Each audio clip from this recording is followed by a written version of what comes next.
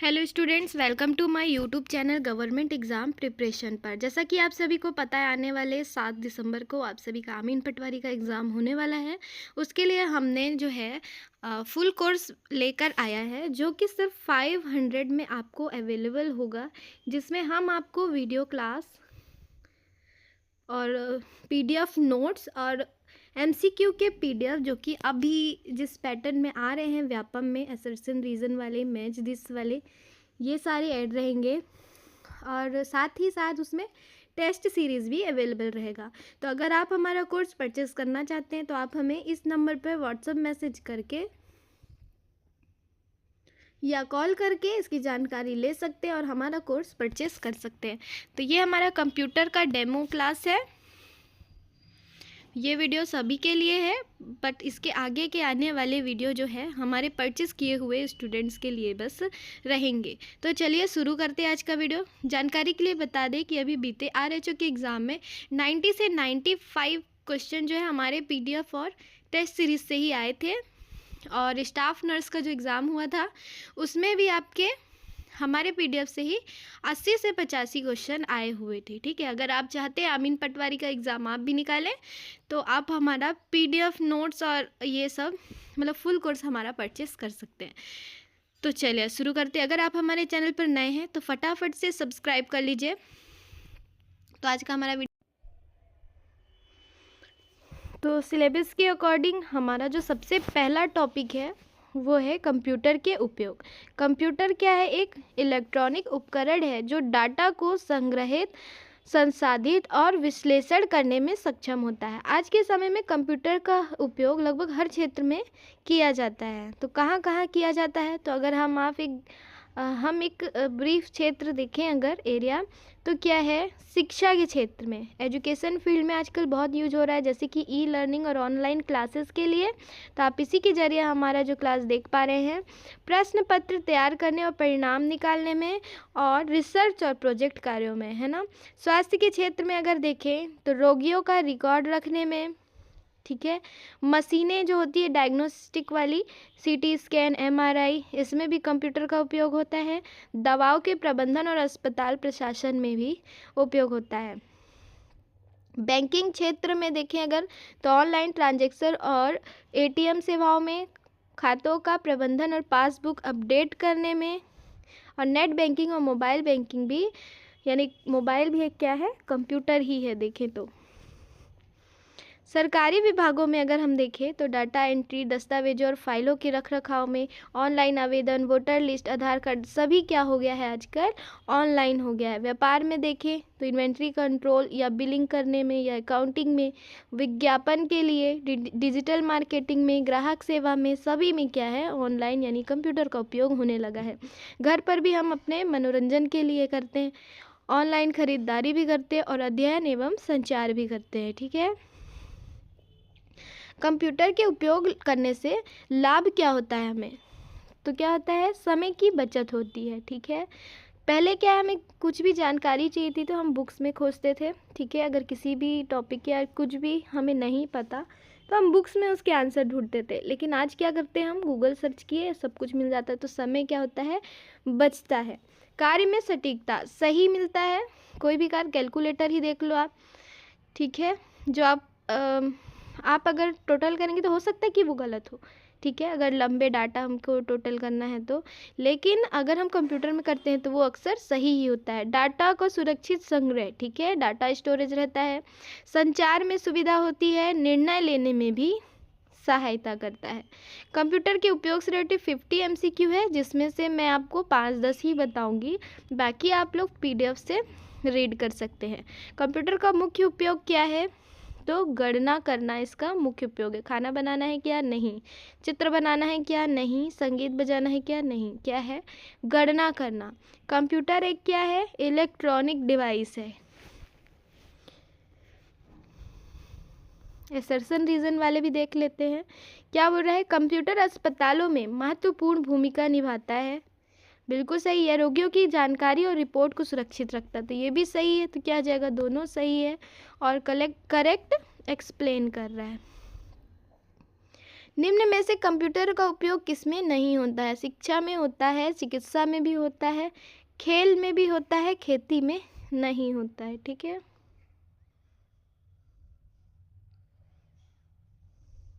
Computer का उपयोगी सरकारी कार्यों में क्यों किया जाता है? तो तेजी से डेटा संभालने के लिए।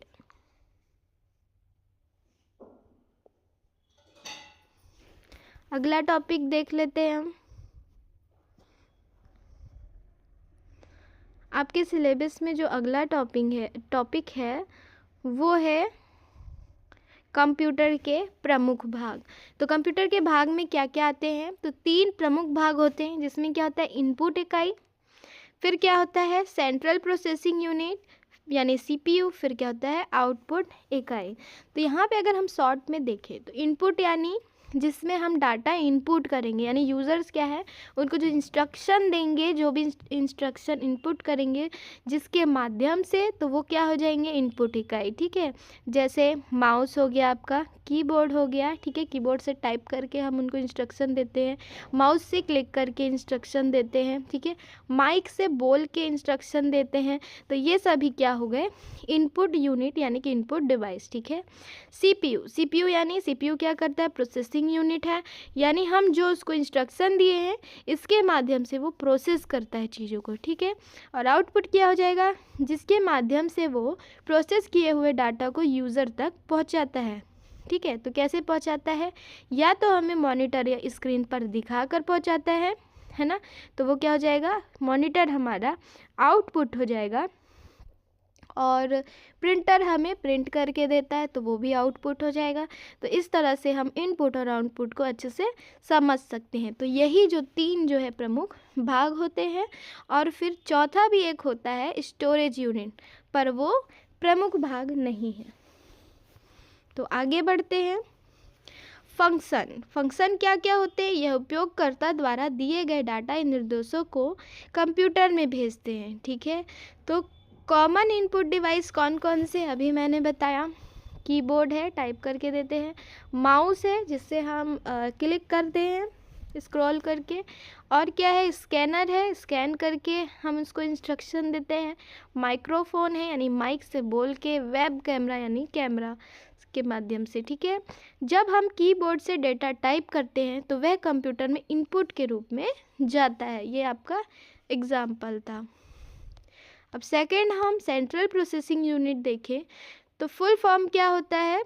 सीपीयू का सेंट्रल प्रोसेसिंग यूनिट। ये बहुत से एग्ज़ाम में बार बार ये क्वेश्चन पूछा गया है, तो बहुत ही इम्पॉर्टेंट है। इसे कंप्यूटर का मस्तिष्क कहा जाता है क्योंकि ये सभी कार्यों को नियंत्रित करता है। सीपीयू के 3 भाग होते हैं। ठीक है, अब सीपीयू के भी मुख्य कितने हैं? 3 भाग हैं, जो कि क्या है? एएलयू है, सीयू है। ठीक है, एएलयू यानी अरिथमेटिक एंड लॉजिक यूनिट, इसका फुल फॉर्म भी एग्ज़ाम में बहुत पूछा जाता है।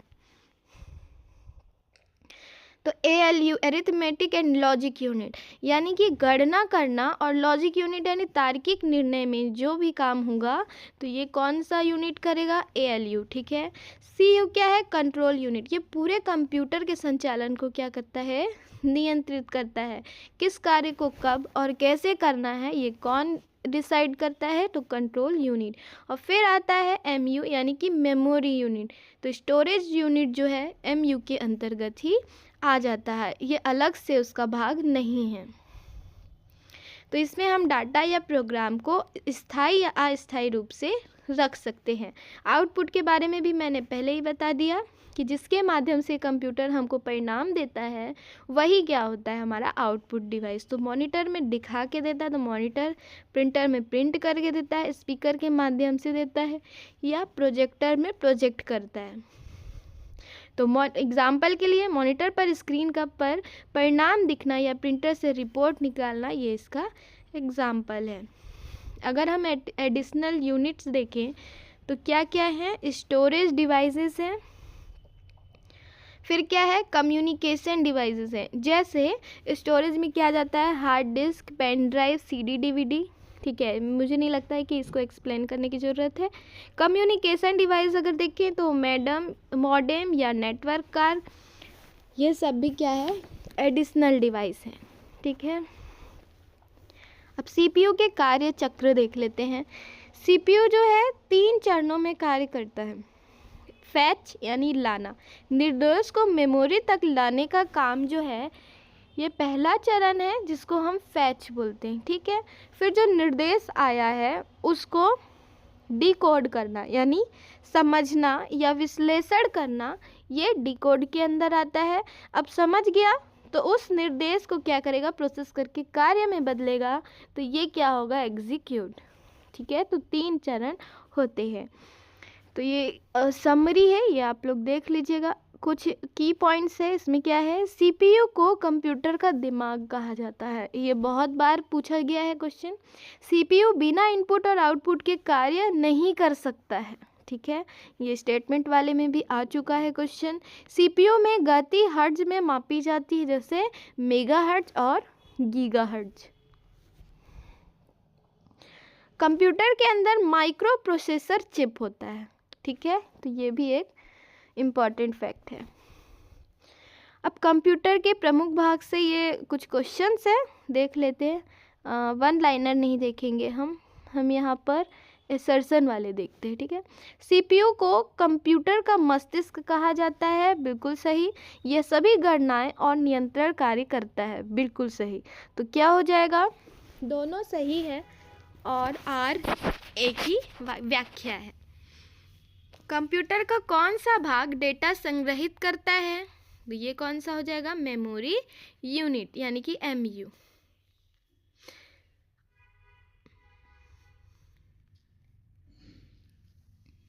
ये मैच दिस वाले क्वेश्चन देख लेते हैं। तो एएलयू का क्या काम है, गणना करना और लॉजिकल यूनिट, ठीक है, या नाम ही है। तो गणना और लॉजिक किसका काम है, एएलयू का। कंट्रोल यूनिट नियंत्रण, एमयू डाटा संग्रहण यानी मेमोरी यूनिट। अगला टॉपिक भी देख लेते हैं, कीबोर्ड। तो जो बहुत ही इम्पॉर्टेंट इनपुट डिवाइस है हमारा कीबोर्ड, इसके बारे में कुछ जो इम्पॉर्टेंट बातें हैं वो जानना बहुत ज़रूरी है और उससे क्वेश्चंस भी आते हैं। कीबोर्ड कंप्यूटर का एक इनपुट डिवाइस है, ठीक है।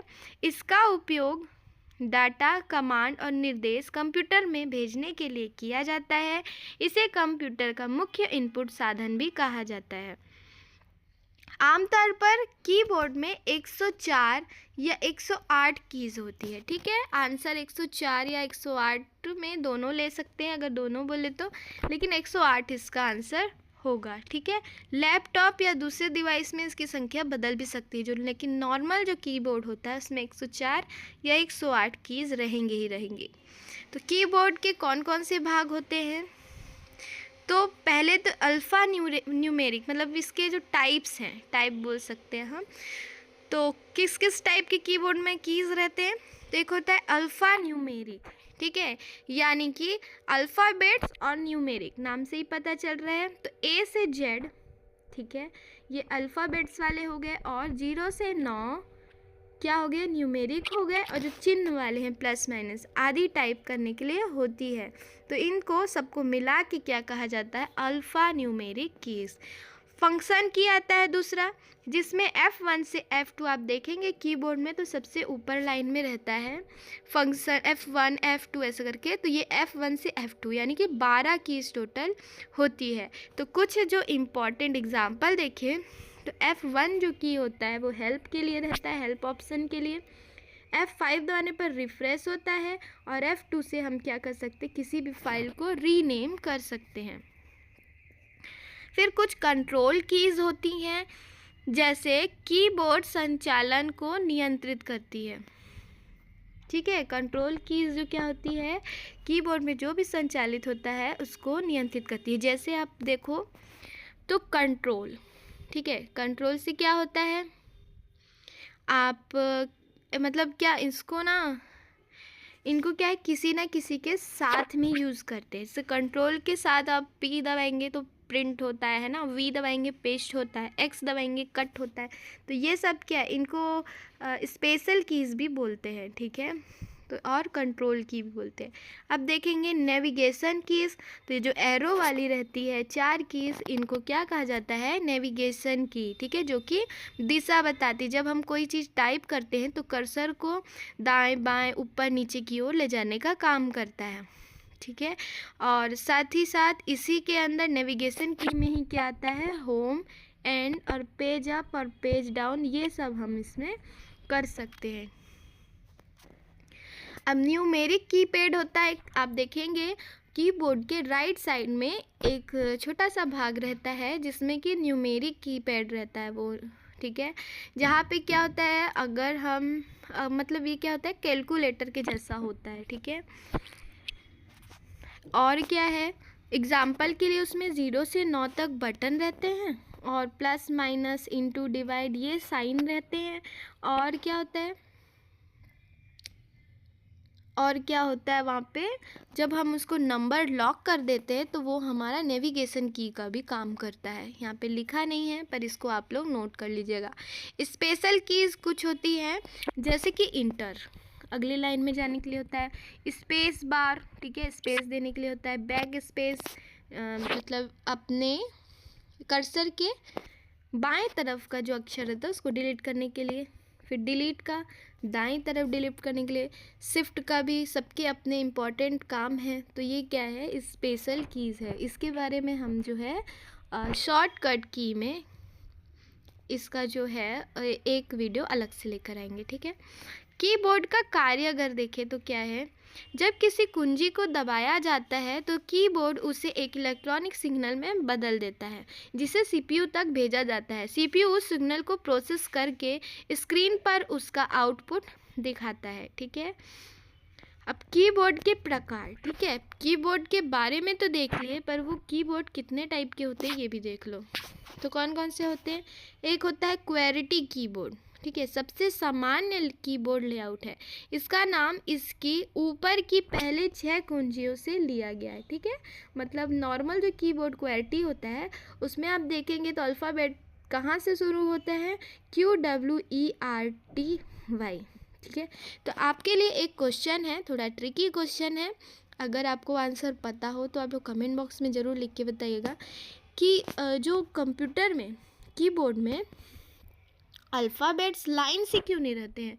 ABCDEFG ऐसे अल्फ़ाबेट के अकॉर्डिंग क्यों नहीं रहते हैं?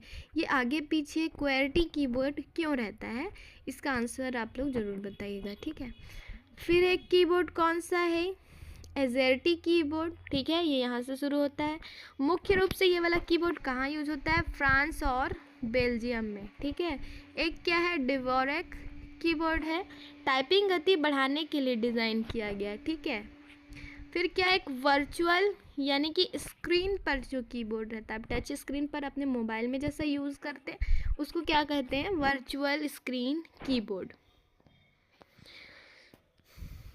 कीबोर्ड के उपयोग क्या क्या होते हैं? तो टेक्स्ट टाइप करने में, कमांड देने में, प्रोग्रामिंग या डाटा एंट्री करने में, शॉर्टकट कीज़ के माध्यम से कार्य को तेज़ी से करने में, ये सारे काम होते हैं। तो महत्वपूर्ण अगर फैक्ट देखें इम्पॉर्टेंट तो क्या है? कीबोर्ड को सबसे पहले सोल्स एंड गिडेन ने विकसित किया था, ठीक है। कब किया था? 1873 में। कीबोर्ड कंप्यूटर का स्टैंडर्ड इनपुट डिवाइस है। ओके, तो ये तीनों ही इम्पॉर्टेंट है, इससे रिलेटेड क्वेश्चन भी आ चुके हैं, तो आप इसको लगे हाथ याद कर लीजिए, ठीक है। तो यहाँ पर एक टेबल के माध्यम से हमने पूरा एक ही जगह पे बताने की कोशिश की है। तो क्या क्या होता है टाइप इसका? अल्फ़ा न्यूमेरिक कीज़, जिसमें क्या आएंगे? अल्फ़ाबेट और 0 से 9 नंबर, ठीक है। फंक्शन की में F1 से F12 जिसके कुछ विशेष कार्य रहते हैं। कंट्रोल कीज़ यानी कंट्रोल, अल्ट और एस्केप, ये क्या है? कंट्रोल करते हैं काम को।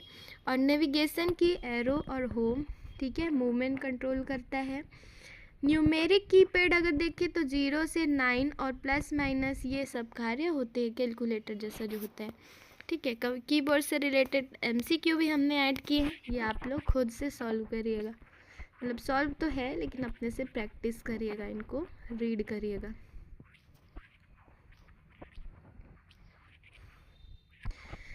अगला टॉपिक जल्दी जल्दी हम देख लेते हैं, क्योंकि अब एग्ज़ाम में ज़्यादा समय बचा नहीं है, तो हम जितना ज़्यादा लंबा वीडियो बना सकें बनाने की कोशिश करेंगे। तो फिर जो दूसरा महत्वपूर्ण इनपुट डिवाइस है वो है माउस। ठीक है, माउस क्या है? एक प्रमुख इनपुट डिवाइस है। इसका उपयोग कर्सर को स्क्रीन पर मूव करने, आइकन पर क्लिक करने और कंप्यूटर से संवाद करने के लिए किया जाता है। ठीक है, तो माउस की संरचना देखिए, मतलब माउस कैसा होता है, उसकी एक बॉडी रहती है। ठीक है, जिसको हम हाथ से पकड़ते हैं। ठीक है, मुख्य भाग, और इसमें क्या होते हैं? 2 बटन होते हैं और बीच में स्क्रॉल व्हील भी रहती है। बटन कितने होते हैं आपके? तो 2 बटन होते हैं, लेफ़्ट बटन, राइट बटन। तो जो लेफ़्ट बटन है ये क्या करता है? क्लिक करने के लिए होता है। राइट बटन से क्या होता है? मेन्यू ओपन हो जाता है। किसी भी आइकॉन पर या किसी भी क्या बोलेंगे, किसी भी लाइन पर, किसी भी फाइल पर अगर आप इसको क्लिक करेंगे, राइट क्लिक, तो आपको उसका मेन्यू खुल जाएगा, जिसमें आपको कॉपी, पेस्ट, ओपन, ये सब आपको देखने को मिलेगा। ठीक है, ऑप्शन रहते हैं। एक स्क्रॉल व्हील भी होता है बीच में, आपने देखा होगा कंप्यूटर में।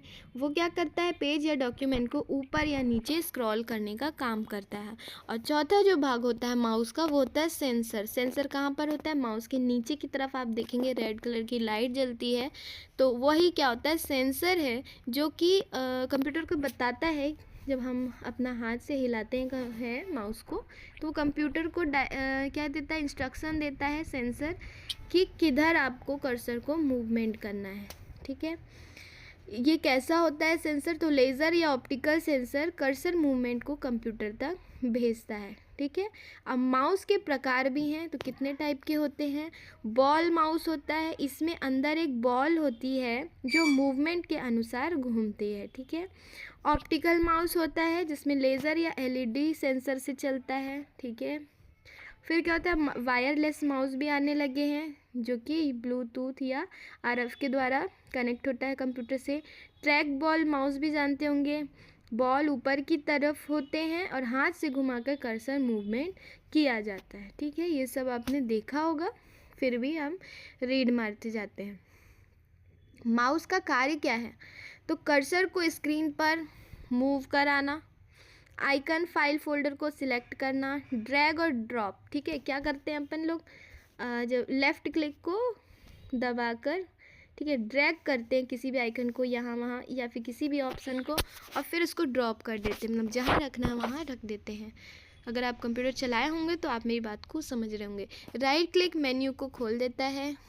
ठीक है, मतलब और ऑप्शन, डबल क्लिक करने से एप्लीकेशन खुल जाता है। माउस के एडवांटेज क्या क्या है? ठीक है, लाभ क्या होते हैं हमको? तो यूज़र फ्रेंडली इनपुट डिवाइस है। ठीक है, अब बच्चे भी इसको चला सकते हैं, आप देखेंगे तो। टेक्स्ट और ग्राफिकल इंटरफेस में आसान होता है, तेज़ और सटीक काम करता है, ड्राइंग और गेमिंग में भी उपयोगी होता है। ठीक है, फिर क्या है? कुछ अगर इसके भाग हम शॉर्ट में देखें तो लेफ़्ट बटन होता है, राइट बटन होता है, स्क्रॉल व्हील होता है और सेंसर होता है। इसके बारे में हमने पहले ही बता दिया है। इसके बारे में इम्पॉर्टेंट फैक्ट देख लें तो इसका आविष्कार किसने किया था? तो डगलस एंजेलबर्ट ने किया था। कब किया था? 1964 में किया था। शुरुआती में माउस में केवल एक बटन हुआ करता था, लेकिन आज के आधुनिक माउस वायरलेस और ऑप्टिकल दोनों प्रकार के होने लगे हैं। इससे भी रिलेटेड जो है आपका 50 MCQ है।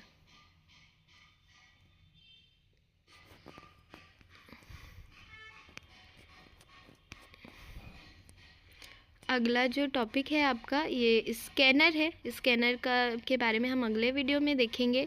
तो मिलते हैं अगले वीडियो में। जब तक के लिए आप लोग इसको अच्छे से रीड करिए एंड वीडियो को पूरा अंत तक देखें। अगर आपको वीडियो पसंद आए तो लाइक करें, चैनल को सब्सक्राइब करें। धन्यवाद।